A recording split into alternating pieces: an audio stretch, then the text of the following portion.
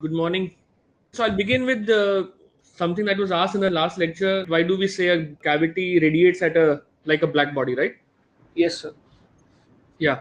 So there is an explanation that I have come up with after having given a lot of thought in it. Actually, has to be one of the probably the most interesting questions asked to me so far. I mean, in many courses that I've taught, but there's an interesting idea here. So I'll just begin with a small, explanation of what is the reason, in my opinion. So if you look at a cavity, let's say which has a small opening, so we said something special about this cavity. By the way, we didn't say anything about what is inside, whether the surface is smooth or it's rough or it's black or not black. In that sense, all we said was that if there's a radiation that comes in to this cavity, then we said that radiation will undergo multiple reflections, and after each reflection, some part of it would be absorbed. And I'm going to talk about absorption today in more detail and so on and so forth. So we said all this radiation will keep getting reflected, and so the chances that this radiation will emerge again from the aperture are is negligible, or the probability is negligible. So we say that the cavity is a perfect absorber. Now, the question that Alokik asked was, why do we say that the radiation emerging out of this cavity will also be, characteristic of a black body? Now, before I give you my answer, let me do a thought experiment, and let me take you to a certain condition. So basically, we talked about any incident radiation, right? We said the radiation has some wavelength, has some directional dependence. So if we believe that there exists a black body, first of all, if you believe that in this universe there exists something which is a black body, a perfect black body, then this cavity should also be able to absorb radiation from that black body. Or in the sense that if this I lambda I corresponded to, let's say, black radiation from a black body, then that radiation should also be absorbed completely. Because we didn't say anything about what is the nature of that radiation. So it could be anything. It could also be the maximum possible radiation. So the way I can conceptualize this idea is that if I say that the cavity is whatever it is, let's say at some temperature T, at the same temperature, I have a portion of that black body which maybe I use to cover this aperture. Okay, so maybe let's say this is also a black body, which I'm just going to use to cover the aperture. Okay, and let's say the gap is very small. Let me not put them in contact, because if I put them in contact, they will start conducting heat. So I don't want conduction to be be the mode. I want radiation to be the mode. So let's say there is a very sufficiently, if there is no gap, or in a sense there is a gap which is sufficiently small that these don't touch, and so conduction is not favored. So clearly, if the black body is at the same temperature as the cavity, and if the black body radiates at the maximum possible radiation, then from thermal equilibrium, the cavity should also radiate at the same radiation to maintain it at equilibrium. Because I mean, in effect, what I'm saying is that the two bodies will actually have zero, or the two bodies will have equal radiation exchange, so that the net radiation exchange between the two bodies is zero, so that they maintain their temperature. So by that logic, whatever radiation goes in from the black body inside this cavity, the same should emerge from the opening of the cavity. And that basically then means that the cavity should be radiating at a black body, or as a black body, because the cavity it doesn't care whether the black body is there or not. It is going to have the same behavior. So the cavity should, in that sense, always radiate as a black body. Taking that argument a little further, I can also say from that same logic, because the radiation emerging from the cavity should be a characteristic of the cavity itself. So anything inside the cavity should also then start resembling black body radiation. So you get not even black body, I mean, not just black body radiation emerging from the cavity surface. So from the cavity aperture, what you will get, and if I can exaggerate to draw this, so at this point, what you will get is diffuse radiation, which has a uniform intensity. But what you will also expect is that inside, at any given if you put any surface, that surface should also see diffuse radiation, which is uniform throughout. In my opinion, that is the way to explain why a cavity behaves in, or a cavity actually characterizes, a perfect emitter. A perfect absorber is fine, but a perfect emitter is because of this whole idea that it should be. It's like saying that something can, cavity is one of those things which can absorb anything, right? Any amount. So if it can absorb the maximum possible amount, then it should also emit that maximum possible amount. So that is the idea, at least in that's what I feel that is should be the right way of putting it forward. Okay, Alokik, does it make some sense? Or Yes, sir. It made okay, perfect sense. okay, hopefully. Okay, So like hopefully. here we have taken a black body covering the aperture. Similarly, if we Yeah. take any solid radiating emission, Hmm. so Hmm. the cavity will have to resemble that solid body in order to match the radiation heat No, no, transfer. no, I'm not saying that. I'm saying in that case there would be net radiation exchange and the two bodies will acquire a new temperature. Okay, okay. Okay. Yes, sir. Yeah, so they will reach thermal equilibrium. So because the cavity will be radiating more, so the cavity probably will cool down and that surface will maybe heat up, and so they will reach another level of temperature. Yes, sir. Yes, sir. Okay.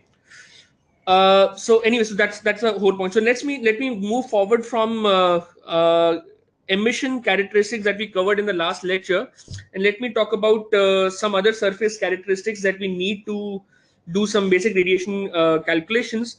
So these are going to be surface absorption, or related to surface absorption, which I have so far only covered from in a very shallow manner. Reflection and also transmission.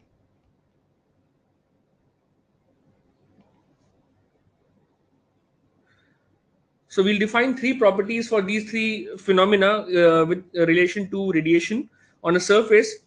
And so let's take an example that we have some body, some solid, which has some incident irradiation. Okay, so there is some incident irradiation, which I'm going to call G lambda. And so what we are interested in knowing is how much of this irradiation gets reflected. So I'm going to call this as G lambda reflected, which says component of G lambda, or amount of G lambda that gets, that reflects from the surface. Then we also have some amount which will be absorbed. So I'm going to call this as G lambda absorbed. And some part may actually get transmitted. So the transmitted part we'll call as G lambda, let's say TR.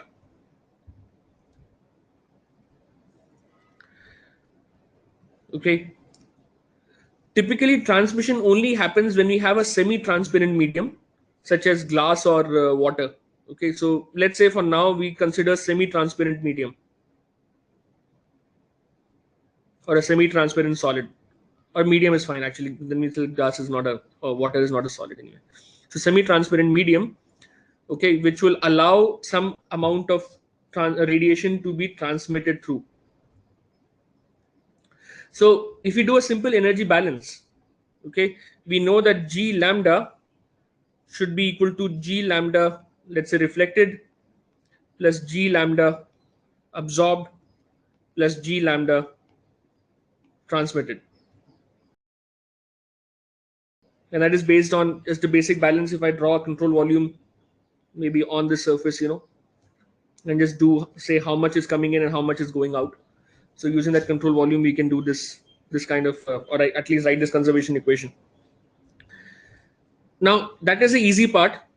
The difficult part is that calculating or determining these components, these individual 3 components, is actually a very complex exercise, and we have to make simplifications to be able to calculate each of these numbers. One of the simplifications that we will make in this course is that we will deal with what are called as opaque solids, in which case G lambda transmission would actually be 0. So nothing will be transmitted for opaque solids. So, or opaque surfaces, I should say again. So when G lambda transmitted is 0, we are left with only 2 processes, which are reflection and absorption, and then the problem becomes slightly easier, as I show you today, if I make a few more assumptions or a few more idealizations to work with.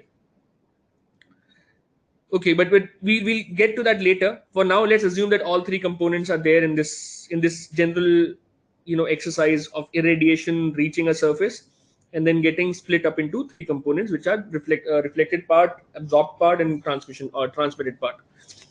So similar to emissivity, the way we wrote the component or the emissivity in terms of directional and spectral aspects, we can write 3 more properties characterizing each of these 3 processes. So we'll start with absorptivity. And absorptivity will be something which will be used to characterize the portion of irradiation. So portion will mean fraction. The fraction of irradiation which is absorbed by the surface. So these are all going to be quantities that, like emissivity, which are going to be less than 1, or within the range of 0 to 1.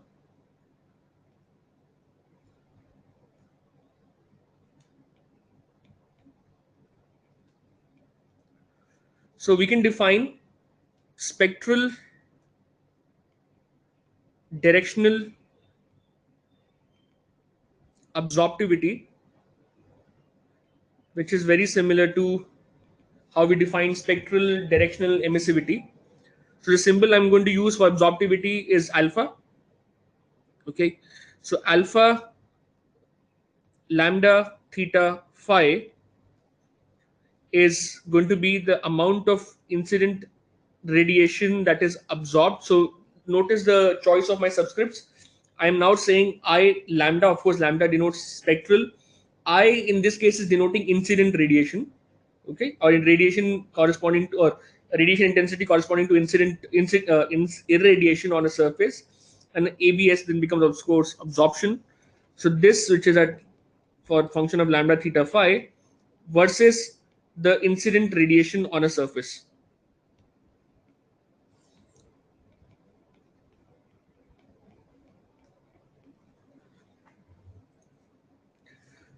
Typically in absorptivity, the dependence of surface temperature is very negligible, and so I'm not writing a temperature term here. Okay, I'm not writing it as lambda theta phi t. In emissivity, temperature dip matters a lot, but in incident or in absorption, temperature of the surface is a weak function, or the absorptivity is a weak function of temperature. So I'm neglecting that as of now. So using spectral direction absorptivity, we can also calculate the spectral hemispherical absorptivity.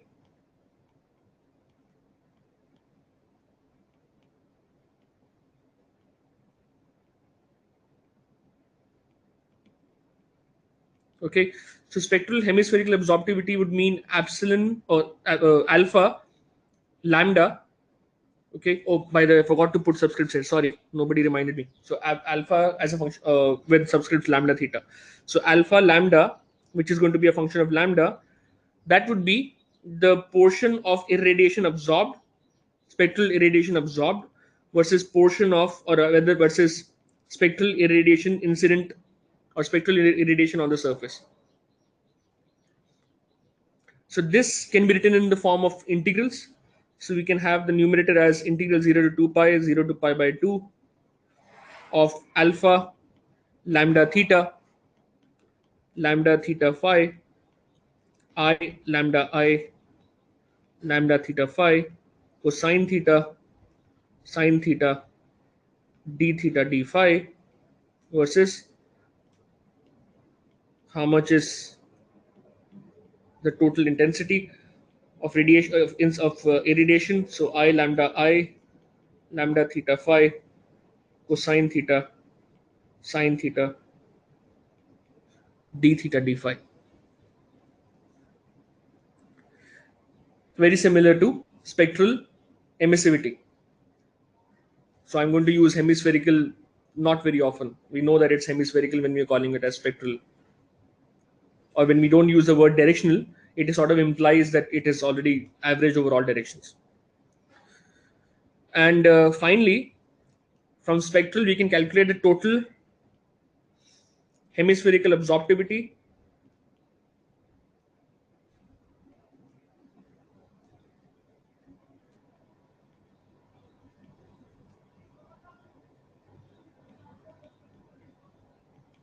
which would be alpha, would be the total absorbed irradiation versus the incident irradiation, and that just becomes 0 to infinity alpha lambda lambda g lambda lambda d lambda by g lambda d lambda.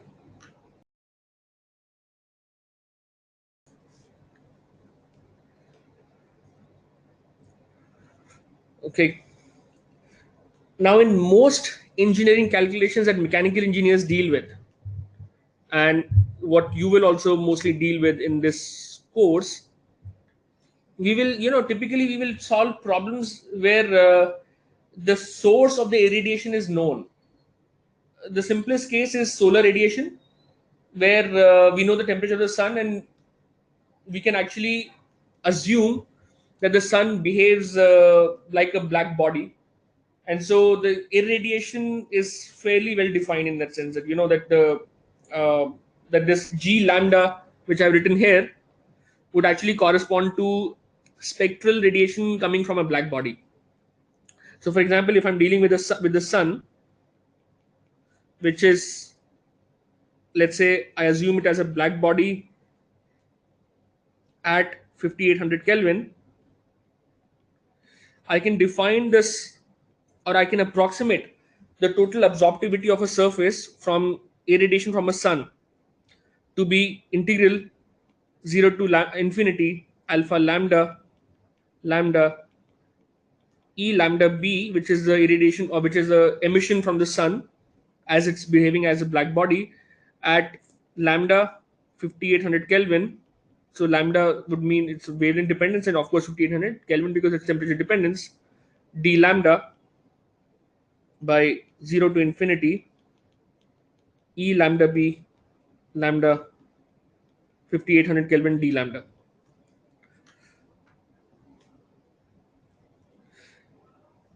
So typically we will approximate or we'll use such approximations to define what is absorptivity of a surface, let's say when exposed to solar radiation. Now this can also be used, and there are some problems, if I remember in your tutorial sheet, where for example, you're dealing with a sensor, and or you're trying to measure the irradiation emerging from a furnace. Now if you've not seen a furnace, uh, you can imagine a furnace is typically this large enclosure where you're burning you're burning some fossil fuel, and you're producing heat which is going to be used to maybe heat some object, or for different items, where it could be to melt some ore, or it could be to actually refine an ore, or even for different forging applications and things like that. So now typically in these furnaces, because they are dealing with very high temperatures, you have insulation, and so you don't see any visual evidence of what is going on inside, except these furnaces actually have a small window which you can open, a small window, where you can open and sort of put your probe to measure what is the temperature inside the furnace. Now, if I had to do a measurement from outside, I would typically open the window, and sort of that window will actually have radiation coming out, because there is some hot, substance inside that is radiating energy. So I will actually capture that irradiation from that hole. In those cases, when we are dealing with such kind of calculations, it is also fair to approximate that furnace as a large cavity, and so the radiation emerging from that cavity can be assumed to be characteristic of a black body. So if I know so for instance, if what I'm saying is that if I had to calculate the temperature of the furnace, or measure, sort of give an assessment of what is the temperature inside the furnace, I will capture the radiation and say that this radiation must correspond to a black body, and so I know the relationship already. What is the that the black body behaves from in terms of the Planck distribution. Then I can actually determine what would be the temperature corresponding to the radiation that I receive. So such kind of things, where irradiation is typically assumed to behave as a black body, is very common in radiation analysis. Okay, so please keep this in mind when you I know there are few problems in the sheet which will require you to use this concept or this approximation. Let me not say this is a perfect uh, a perfect way of doing this calculation, but this is actually not bad either. I mean, why undermine what we're doing? So this is not bad, and this is what we will be using in most calculations. Okay, so beyond absorptivity, let's also look at reflectivity, which characterizes the fraction of irradiation that is reflected.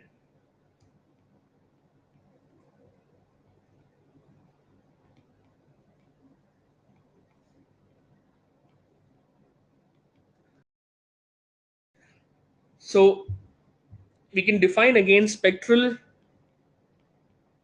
directional, reflectivity, and the symbol that we use for reflectivity is rho. So rho lambda theta, which is a function of lambda, theta, and phi, again would be the ratio of the radiation that is reflected versus the radiation that is incident. Taking it further from spectral direction, now the next step would be to calculate spectral hemispherical emissivity or spectral hemispherical reflectivity,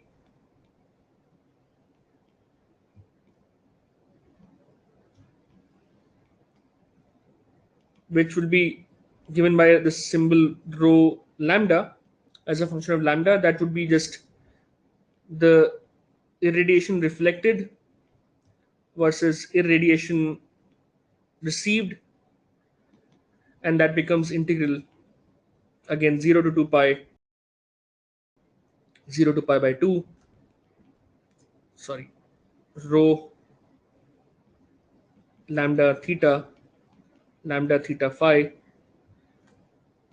I lambda I, lambda theta phi, cosine theta, sine theta, d theta d phi, versus 0 to 2 pi,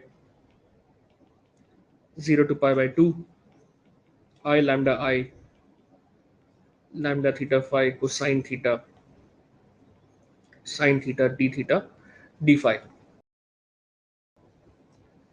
Now let me emphasize again, somebody might say, right, that I'm just writing equations, I'm not even explaining what is going on with these equations. So please remember this cosine theta term that appears here in all these calculations. It happens because intensity is always defined with respect to the projected area.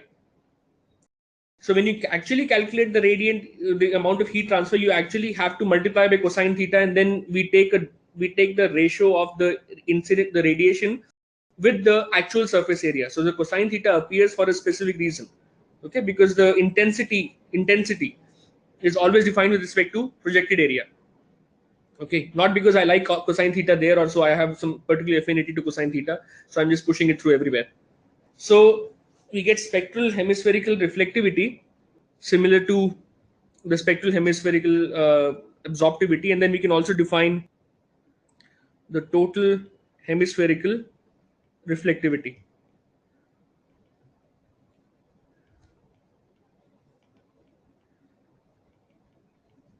which I can write as rho, which would be G reflected by G, which is integral 0 to infinity rho lambda lambda G lambda lambda d lambda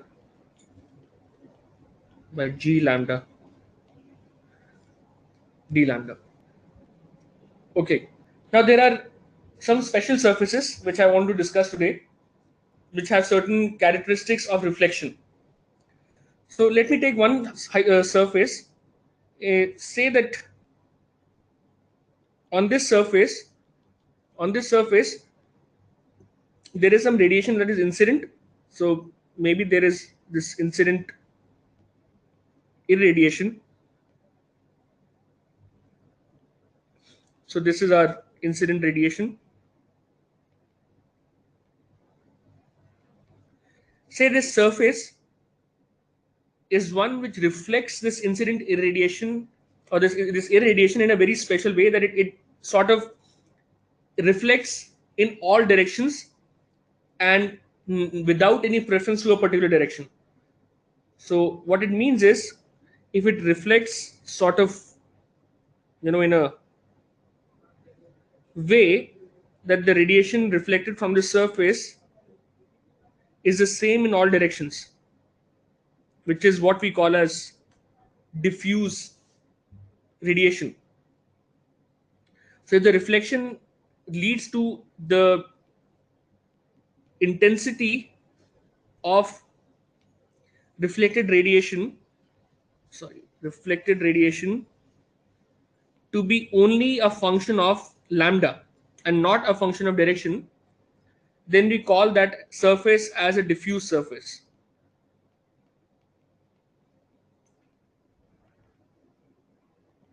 So far we were talking about diffuse radiation, now we're talking of diffuse surfaces. So this kind of phenomena is is a characteristic of rough surfaces. Surfaces which are rough tend to, again, by the, if you can use a little bit of intuition, surfaces which are rough will have microscopic features which will ensure that radiation gets reflected in all directions. So by the time it comes out, when you see as an observer, you see that the radiation is in all directions and is equally distributed. So this is typical of rough surfaces. So the second type of reflection is one in which the radiation. So if I draw the normal first, let me draw a surface normal here. Okay, so let's say this is the surface normal vector, and the incident radiation maybe makes an angle theta with the surface normal.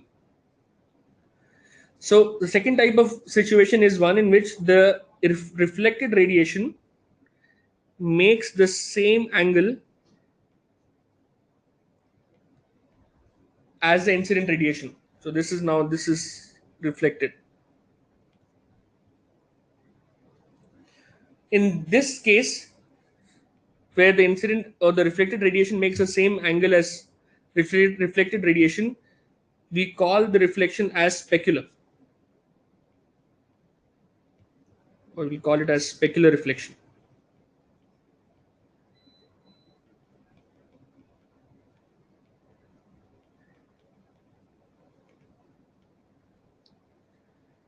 And you can imagine that if diffuse was the characteristic of a rough surface, specular will be the characteristic of very smooth surfaces. So when we say sort of like a mirror finish, okay,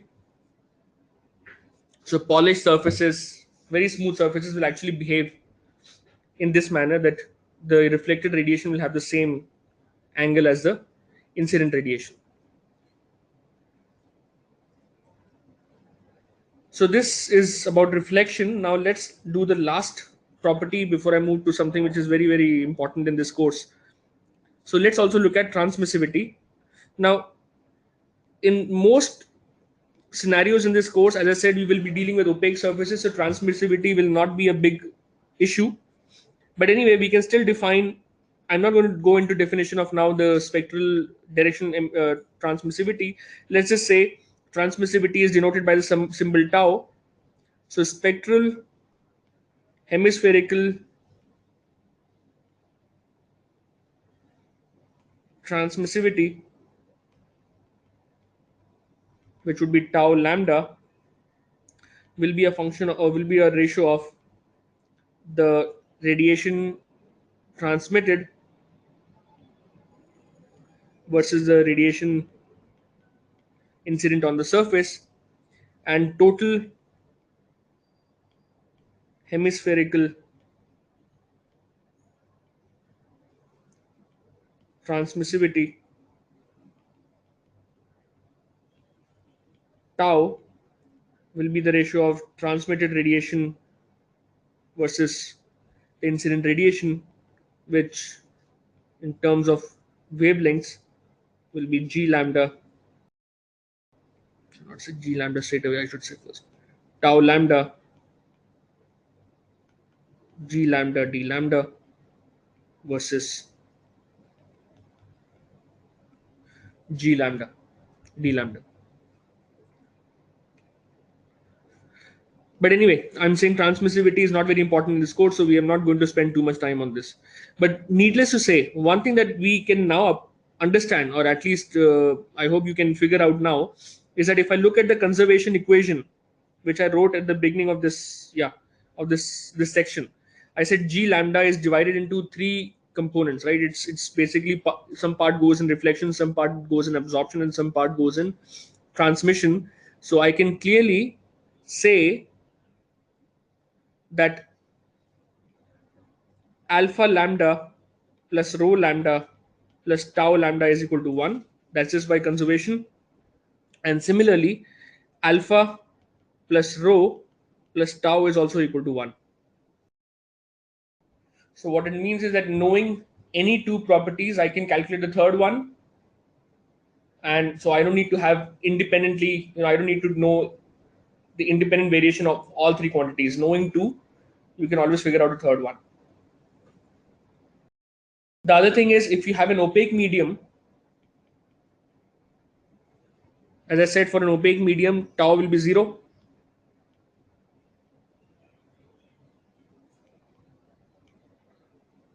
So tau will be 0 and tau lambda will also be 0. So that means alpha lambda could be written as 1 minus rho lambda, or you can write alpha as 1 minus rho.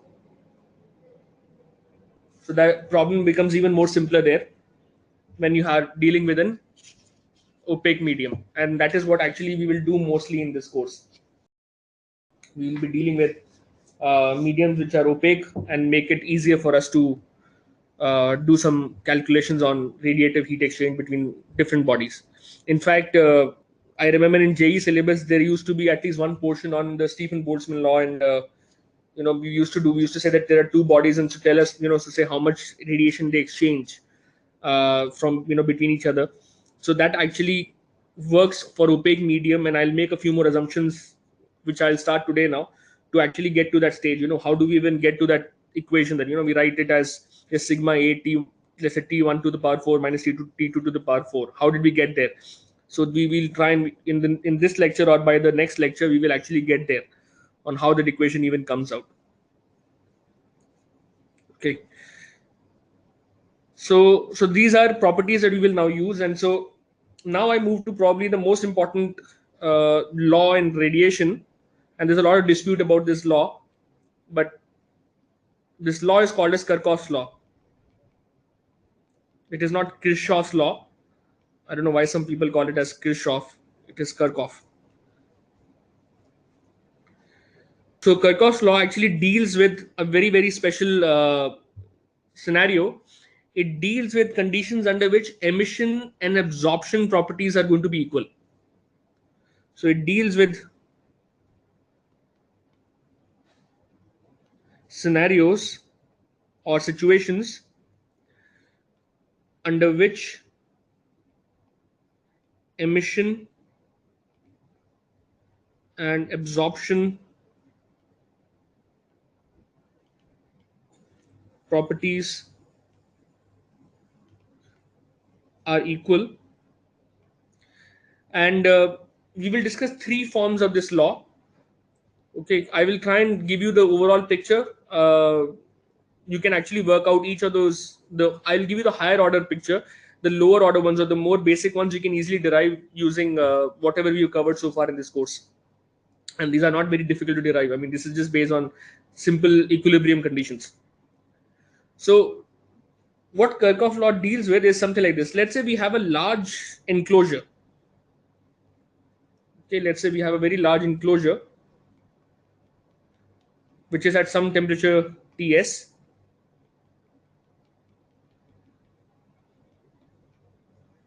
So this is an enclosure which is at a constant temperature Ts. And say I have some very small objects inside this enclosure. So small objects would mean that the size, the area of those objects is much smaller as compared to the size of the enclosure. So say I have the bodies do need not have any regular shape, maybe some irregular size bodies. Okay, so maybe one is here, I don't know, second is here. So some n number of bodies. So maybe say let me say this is A1, maybe A2, A3. So when I say bodies are small, now first of all, let me also make this very clear, because this is an enclosure at temperature Ts, it is radiating. It is radiating inside that enclosure itself. It must be there must be radiation inside this enclosure. Okay. What I'm going to assume so far is that the medium inside, either it's vacuum. I mean, either the enclosure has a vacuum, or even if it has a medium such as a gas, it is non-participating, so it is not going to absorb any radiation, or it is not going to radiate any radiation, or give out any radiation. The other thing that I was saying is that since I'm saying these objects are very small, what it means is that putting them inside this enclosure does not alter the radiation field inside this enclosure. And secondly, they first of all, they do not interact with each other. So they are so small that they would not exchange radiation with each other, and they would also not exchange radiation with the body, or with the, I mean, they will exchange, but they will not alter the radiation field of the enclosure. So whatever radiation is there, they sort of react to it. Okay. Now the same logic that I've used for a cavity, I'm going to use here. I'm going to say that this enclosure will also behave like a black body, because there is no radiation that escapes this enclosure. So it is a perfect absorber, and also it must be emitting perfectly. Okay, or you can use the same thought experiment, that you make a small hole somewhere and say that, oh, the radiation going in completely gets absorbed, and so this is also emitting for equilibrium. This is also emitting at the same rate. So this must be a black body. So radiation inside this enclosure is going to be characteristic of a black body, will be given by, so for instance I can say G inside this enclosure will be the radiation of a black body at temperature Ts. What it means is that everywhere inside this black body, the radiation that we would see would be corresponding to, or the irradiation that anything receives would be corresponding to the black body radiation.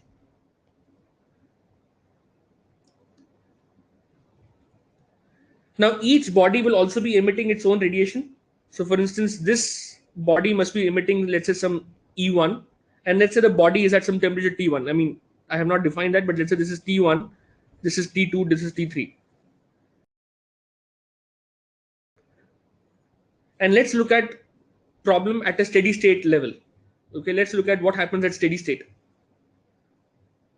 So if I draw a small control volume, let's say around body 1, okay, I draw a small, I mean, not a small, but rather I draw a control surface, and I take the volume of or take the entire volume inside this control surface as a control volume. I can write the first law in this sense, the energy conservation principle. So what I know in this from this body, or from this control surface, is that there is some amount of radiation coming in, and there is some amount of radiation going out. At steady state, they should balance each other, because there is no heat generation. I'm not saying that these bodies are generating their own heat, and it is steady at steady state. So radiation, by the way, and in fact, before I even say this, what should typically happen at steady state is a more interesting thought experiment. At steady state, each of these bodies, A1, A2, A3, or whatever n number of bodies that there are in this enclosure, I hope you agree that they would also reach the same temperature as the temperature of the enclosure.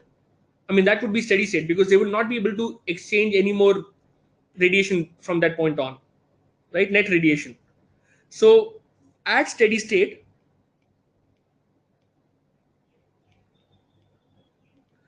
T1 would actually be equal to T2, would be equal to T3, would be equal to whatever, and that would be equal to Ts.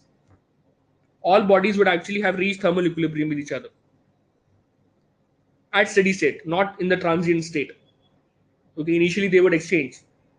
But what I'm going to say, even if the exchange initially, what we are saying is, because the enclosure is so large, the enclosure temperature will not change, but the bodies themselves will actually maybe heat up or cool down to get to the temperature of the enclosure. Now, if I use energy balance or energy conservation on body 1,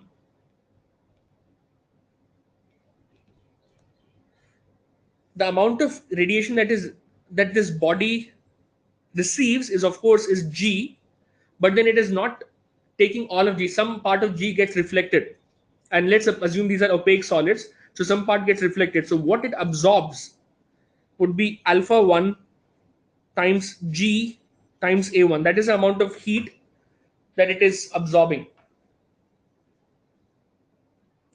Okay, alpha 1 is absorptivity, G is the irradiation, A1 is the area. And what it is losing on a per second basis is the radiation that it is emitting. So it is at E1 at the temperature Ts, because that's the temperature of all bodies now, times A1, and this should be 0 at steady state. So what it means is, from this equation we can write E1 Ts by alpha 1 is equal to G, which is the irradiation that this body receives, and that is, of course, G is the irradiation from, or the radiation intensity corresponding to black body radiation or black body emission. And that is true for one, but it should also be true for others. So I can now, I mean, if I apply energy conservation on all these bodies, I can say this will also be true for the second body. I can say this will also be true for the third body, and it would also be true for all other bodies in this enclosure.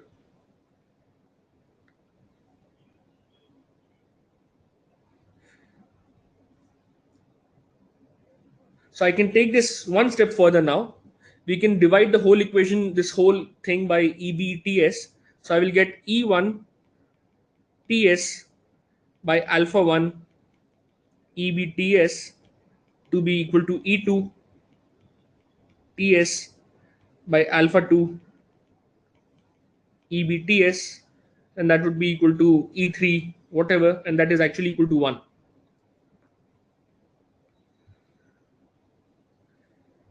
Now, what is the ratio of emission of a surface versus the emission from a black body at the same temperature?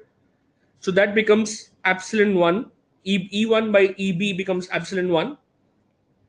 So we have epsilon by alpha 1 to be equal to epsilon 2 by alpha 2, which would be epsilon 3 by alpha 3, so forth, equal to 1.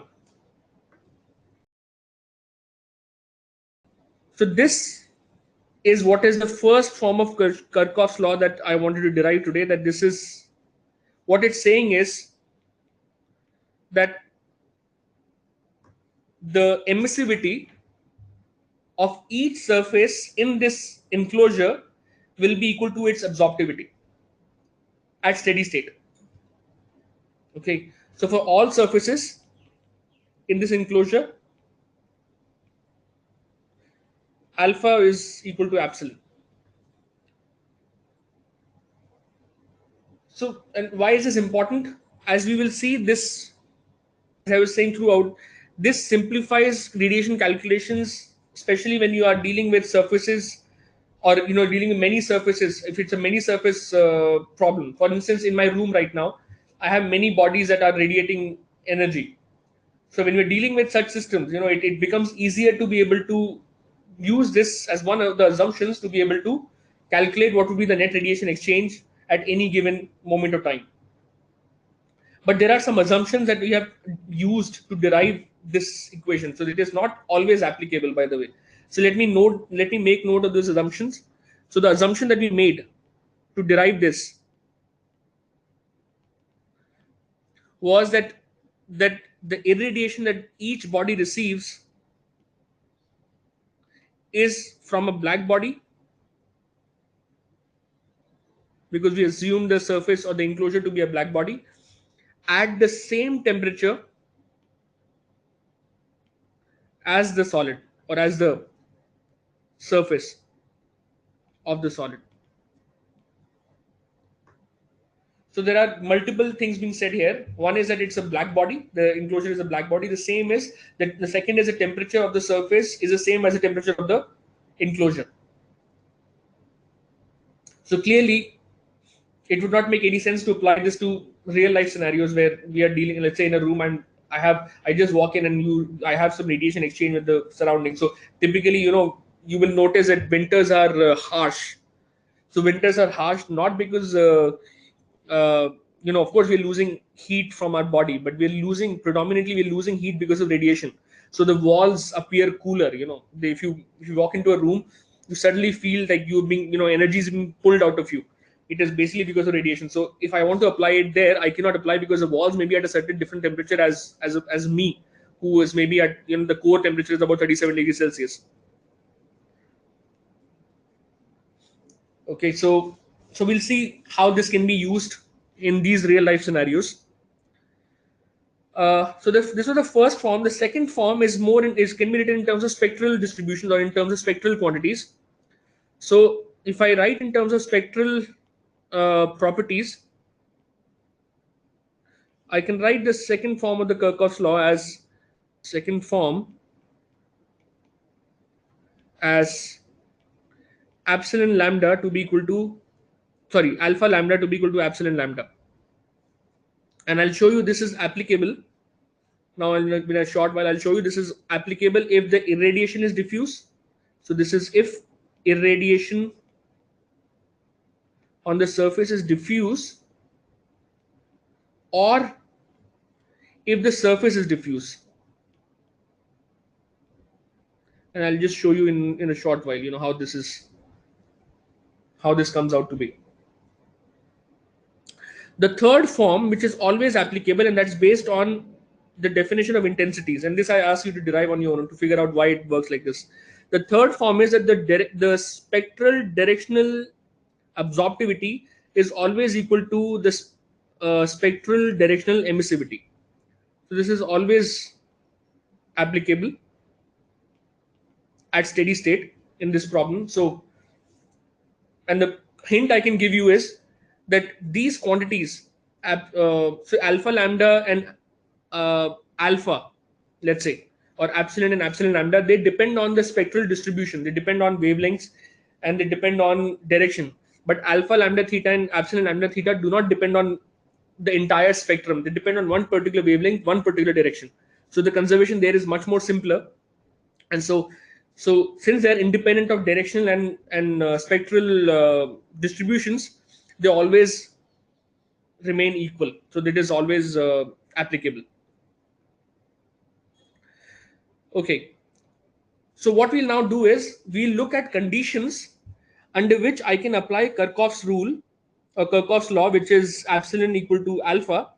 I will look at conditions under which we can apply this for our problem, the problems that we will do in this course, and and we will look at conditions beyond irradiation from a black body and beyond the temperatures being equal. So what else can make sure that these two quantities, epsilon and alpha, are equal. So we will look at these conditions now. So say I start with spectral. I started condition under which this is applicable. The second equation is applicable. Okay. Let me say I want to look at conditions under which this can still be applied, even if, and of course I'll prove through that these two are conditions that can be used to get this equality.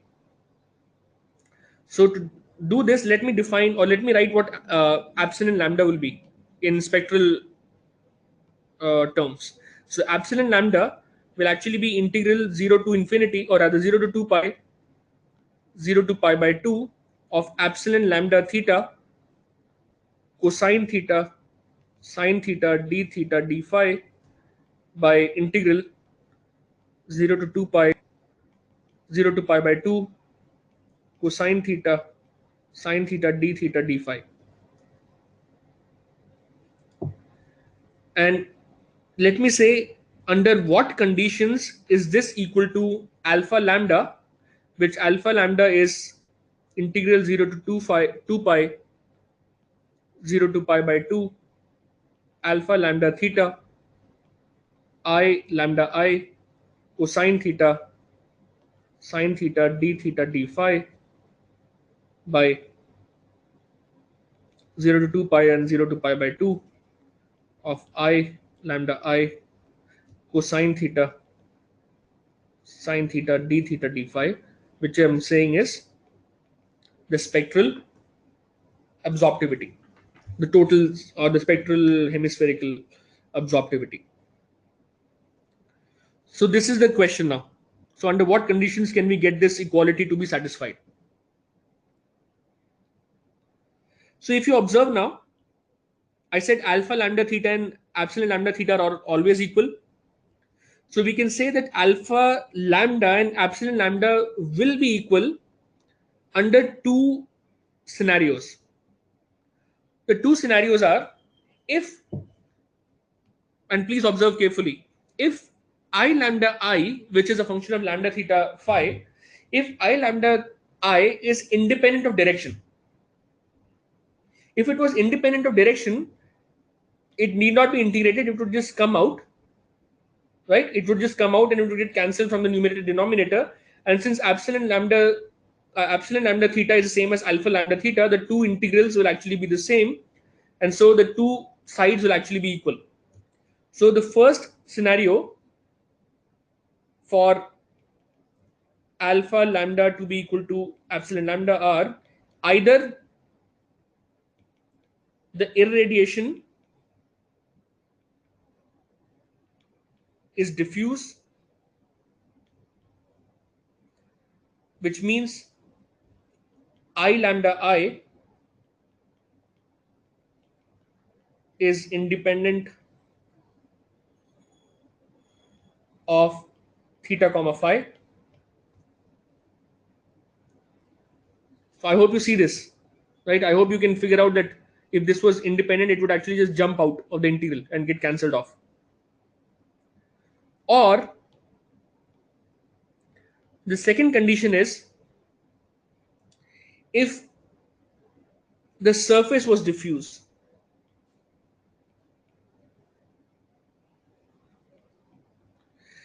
Now, for a surface to be diffuse, what it means is that epsilon lambda theta and alpha lambda theta would actually be independent of direction.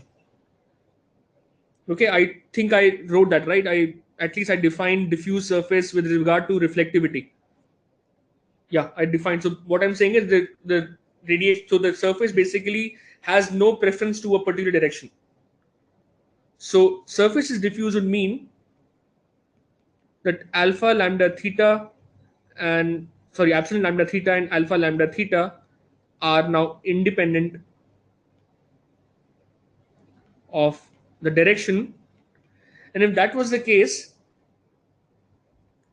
what you can now see is if I go back here now, if alpha lambda theta and epsilon lambda theta were independent of direction, they can actually be brought out of the integrals. And so you have just the same integral on numerator denominator, which becomes 1. And this would also be just 1. And so you have epsilon lambda theta equal to alpha lambda theta. And which is the same as, which is always true. So alpha lambda becomes alpha lambda theta and epsilon lambda becomes epsilon lambda theta and alpha lambda becomes alpha lambda theta. And by this logic, they are actually equal. So we get two conditions under which the spectral properties, absorptivity and emissivity, can actually be equal. Now we take it one more step further, because typically we will do calculations as a on a in totality. that we will not look at specific wavelengths, but we will actually be looking at the total amount of irradiation being received by a surface and the amount of irradiation that it absorbs. So I will be looking at total quantities. So let's look at the condition under which epsilon, which is 0 to infinity, epsilon lambda uh, e lambda b d lambda by integral 0 to infinity e lambda b d lambda is the same as the total absorptivity. So alpha lambda lambda g lambda d lambda, which is alpha. So let's say that one of the first these two conditions is satisfied. Either the irradiation is diffuse or the surface is diffuse. One of them. If one of them is satisfied, let's look at the scenario now, that when would epsilon be equal to alpha in that scenario if one of these two have already been satisfied. So there are two possibilities again. The first possibility for alpha to be equal to epsilon is if the irradiation that the surface is receiving, g lambda, corresponds to irradiation received or corresponds to radiation emitted from a black body at the same temperature. So if g lambda was equal to e lambda b at the same temperature, then the two sides are equal. So if g lambda happens to be e lambda b at the same lambda and same temperature, then the two sides are equal, which is actually the condition for the Kirchhoff's law, the original, the way we defined the Kirchhoff's law. So this was the assumption that we made in deriving the Kirchhoff's law, because we said there that the irradiation that the body is receiving is from a black body, and so these two can then be actually equal. Or now the second condition is what is the special case, and this is the reason why I have such a long, as we say in Hindi, a bhumika has been made, such a long premise has been given. The second condition is if I say alpha lambda and epsilon lambda are independent of direction, or rather independent of wavelength. If these two quantities are independent of lambda, then you can see that they will again be brought out of the integral, and then the integral again, in the numerator denominator cancels, and so since epsilon lambda was equal to alpha lambda, so epsilon becomes equal to alpha. So under this condition, we will again have epsilon to be alpha, and this condition is what we will say is characteristic of a term which is called as a gray surface. Typically in radiation calculations, we will assume surfaces are gray when we have to quantify radiation exchange. So a gray surface is one in which we would have the following, the condition that we've defined so far would be uh, satisfied. At least one condition in each case would be satisfied. That either the irradiation will be diffuse, right? The irradiation will be diffuse, or the surface will be diffuse, or, as I said, in this case, if the properties alpha lambda and epsilon lambda are independent of the wavelength, then we will call it as a gray surface. So just to remind you and just to give it very clearly that you should not forget these things, please remember diffuse word, because there are a lot of terminologies in radiation which people forget, and I remember my own time I used to forget these all the time. So I'm just saying that now, having that maturity, I can put it in this way. Diffuse is something which talks about directional independence. So when I say something is diffuse, you should automatically understand that we are talking of something which has no directional dependence associated with it. When we talk about gray, we will talk about wavelength independence. So things are not dependent on wavelength.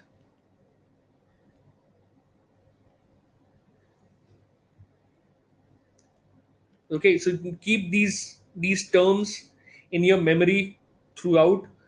If you remember this by this logic, that diffuse is basically has no directional dependence and gray has no wavelength dependence, it would make it very simple for you to do these kinds of problems and calculations. I mean, I cannot make it any simpler than this. Your book also doesn't make it so simple. I'm just trying to put it in the most simplest manner, in the most basic way, so as to be able to absorb this matter, this content. Now, one thing that I would also like to state now is that it need not be that epsilon lambda and alpha lambda are independent of lambda over the entire spectrum of radiation. So for a gray surface, alpha lambda and epsilon lambda need not be always independent of wavelength. So if I show you a case, say we have lambda on the x-axis, okay, and we are plotting, let's say, epsilon lambda and alpha lambda on the uh, y-axis. Okay, say the distribution, the two are equal. Let's say because the surface is diffuse or the irradiation is diffuse, something is there. So at least the spectral quantities are equal. Say the irradiation received from this, or rather, the dependence of alpha lambda and epsilon lambda on wavelength is somewhat like this.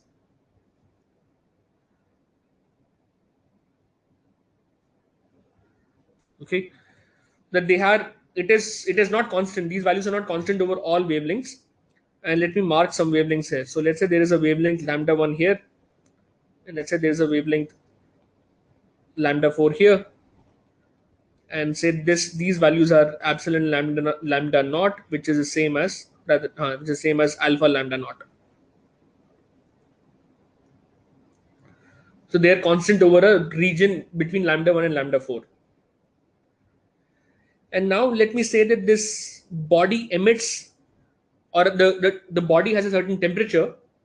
So corresponding to that temperature, the black body curve, or the spectral curve corresponding to the black body radiation, would be, let's say, something like this.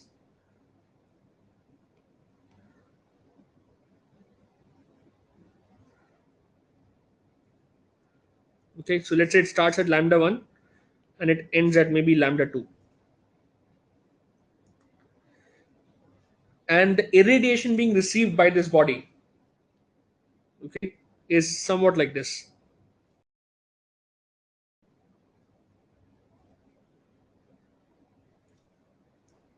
So this is G. I should say this is G lambda, and what I've drawn before that was E lambda B. Okay, I drawn E lambda B because typically the emission would be just epsilon times E lambda B, right? So we just look at the emission corresponding to black body radiation. So in this case, if we have a scenario of this type, the total absorptivity, and let me write it in, why should I write in green? This should be in orange. The total absorptivity would be integral 0 to infinity alpha lambda g lambda d lambda by integral 0 to infinity g lambda d lambda. And I can see that g lambda, oh, by the way, I should also say this here. Sorry, I made one mistake here. This is, let's say, lambda 3, some wavelength lambda 3. So I see that G lambda is finite only between lambda 3 and lambda 4. So it's only finite between lambda 3 and lambda 4. So clearly, when I do the integration, right, the integral will only be between lambda 3 to lambda 4, alpha lambda, G lambda d lambda, and denominator would also have lambda 3 to lambda 4, G lambda d lambda. And I know that between lambda 3 and lambda 4, the absorptivity is nearly constant. So this sort of becomes just alpha lambda naught. Okay, in this spectrum, in this region, alpha is not changing. So it becomes alpha lambda naught. And similarly, epsilon, by the same logic, would just become epsilon lambda naught, because the emission curve is between lambda 1 and lambda 2, and in between lambda 1 and lambda 2 the emission or the emissivity is a constant. So clearly alpha now becomes equal to epsilon, even though I had mentioned in the statement that we were mentioning is that these properties should be independent of wavelength. So what I'm now saying is that they need not be independent throughout. So they need not be independent from 0 to infinity. Even if they're independent over a very narrow band, it depends on what are the emission and this radiation curves corresponding to those wavelengths. So sometimes we can be pleasantly surprised that this can still be equal. So finally, the last thing I want to say today is that if alpha lambda theta, epsilon lambda theta and alpha lambda theta are independent of the direction, theta, comma phi and lambda, then we call that surface such a surface as a diffuse gray surface.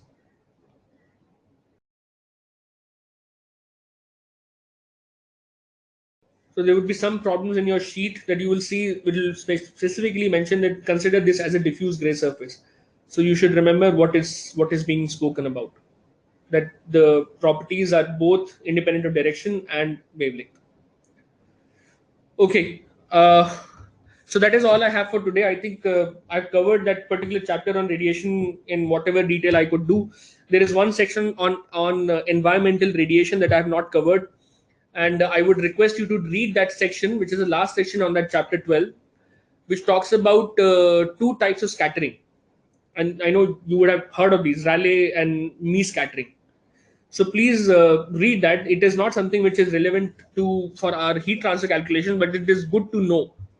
Okay, that these scattering actually are characteristic of radiation being received from the sun, and so depending on what you have in the what kind of particulate matter you have, whether you have gas molecules or whether you have large particulates, the the color of the sky can actually change because it depends on what wavelengths are being reflected, right? So Rayleigh basically corresponds to scattering from small particles which are gas molecules, and Mie corresponds to scattering from large particles. And so it's very so some of you may not I mean, the skies in India, especially in metros like Delhi, are very dull. Even on a very clear day, we don't see a blue sky. So the reason being that there's a lot of particulate matter in the air, there's a lot of pollutants in the air, and that they give this impression that the sky is not blue because you get these wavelengths or these radiation getting reflected back. So, and if you go to I mean, having lived in the US, I can say that when you go to a country which is in the northern hemisphere, and especially so close to the pole, the radiations received are in such a way that the angles, because the Earth is tilted, the angles ensure that you get the blue radiation throughout. So basically, you see the sky very, very blue. You won't see it as dull as it. Of course, pollutants also matter, but even then, the sky appears quite nice and blue. Very rarely seen in Delhi. At least I think in maybe the interior parts you see a blue sky. In Delhi, we don't see a blue sky very often. So anyway, so read that part. I'm not going to cover that, and but please, yeah, look at it carefully. It has some good things which you should know about radiation. Okay, take care and see you next time.